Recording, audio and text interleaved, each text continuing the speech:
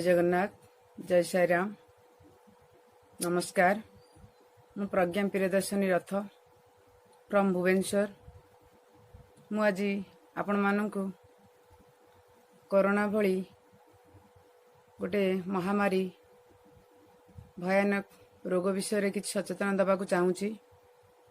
आपण मानकु अनुरोध आपण माने प्रधानमंत्री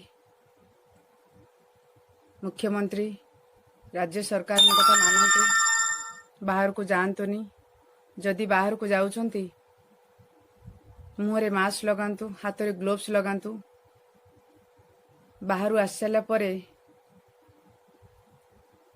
आपणकर जो पिंधि ड्रेस टी भलसे डेटल पकई सफा करंतु हाथ भलसे धुहंतु बाहर जो आनी सामग्री तांको टिके भलसे धोईकी रखंतु।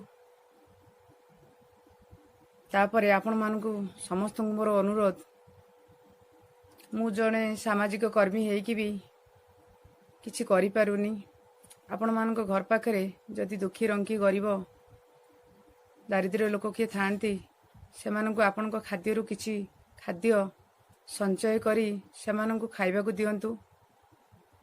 गाई गोरु षंढ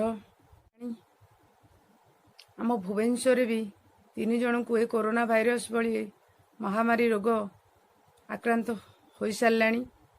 आपण मानकु अनुरोध आपण माने बाहर को जातुनी स्टे एट होम राज्य सरकार कथा मानतु आपण सुस्थ रुहंतु आपण परिवार को सुस्थ रखंतु समाज को सुस्थ रखंतु।